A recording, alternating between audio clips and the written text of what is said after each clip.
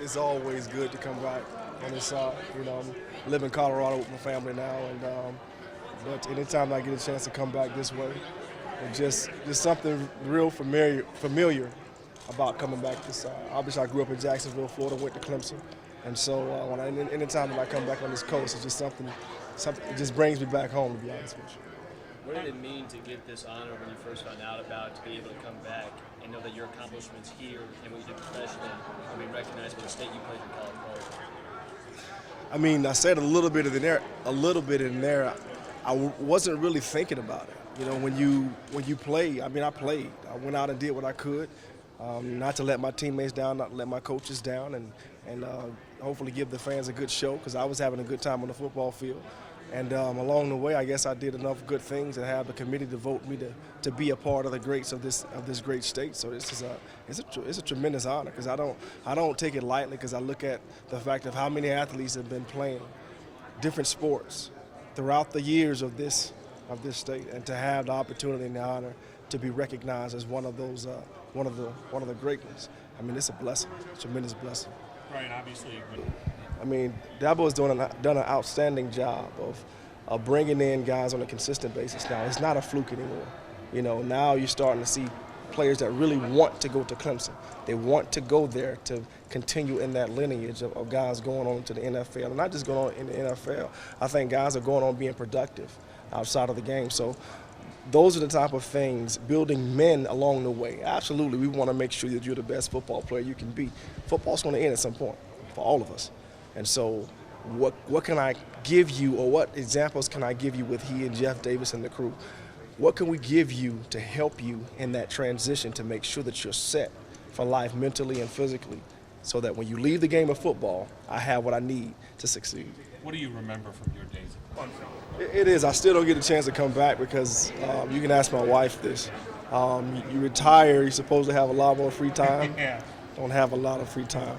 I'm a lot more busy, to be honest with you, because I do so many different things. You know, I help coach my son's secondary, co-defensive coordinator at his high school. I train some athletes during the off season. I do a lot of speaking engagements, motivational speaking, spiritual speaking, and I don't get a chance to get back to Clemson as much as I would like to. But I have had an opportunity to come back from different times, to come back and just talk to the players, whoever needs help, or if I can help them. And some of them have my numbers to call me up. We'll text back and forth some things. And, you know, it was a tremendous honor for Clemson to have the Brian Dawkins, Lifetime Achievement Award named after me. That's a tremendous honor. Once again, I'm 40, and I'm not saying anything derogatory or bad about anybody over 40, but I consider myself to be a young man yet. And so to have all these things coming my way right now, it's really a blessing. It's really a blessing. When we lost to the Rams in the NFC Championship game that year. And during the playoffs, they look for stories. They're really looking for stories, something outside of the box. And I had a whole bunch of Wolverine comic books and figurines in my locker already, because I loved it. So they asked me about him, and I said, that's just my favorite cartoon character. I love his aggressiveness. I love how sometimes he gets beat down, but he never backs down. And they said, okay, what is his other name? I said, he's really known as Weapon X. And so I said, in Jim Johnson's defense, he uses me all over the place. So I'm not a free safety. I'm not a strong safety. He used me as a linebacker, as a defensive end, because I blitzed a lot. I was a deep middle. So I was like an X factor. So they said, okay, there it is. He's Weapon X. And so I've been Weapon X ever since. And you love it? I love it. I love it. Anytime, put it this way, if you guys, you can't let all your emotions out at your jobs, probably get fired. All right? I can let all my emotions out. Besides anger, I couldn't just walk around and hit people, but I can scream, yell, dance, and do whatever I wanted to do on the football field. And I absolutely loved it. Absolutely loved it. Do you This week. Do you enjoy that? It seems like you're having a great time. I love it. I get a chance to let you in on how I think about things, how I view certain situations that may come about, and it's not always in the box, so to speak. My mind kind of goes different places a lot of times. I try to give people what I'm thinking about as I do that, but it's also a blessing because, again, I always take myself back down to when I was growing up in Jacksonville, Florida. And I watched ESPN. I watched those guys do that. So here I am having an opportunity to do that now. That's a blessing. I don't take that for granted. I never would. Ryan, I got to ask about the draft. I know it's been only 20 years, but it seems we've jumped light years ahead. Have to face that similar thing? I think when I first came out is when guys really start focusing on going to specific camps to train for the camps. You know, usually before then you would just train with your strength and conditioning coach. I would train with the track coach, some things. But now they just pay for them to go to these different places to get trained up.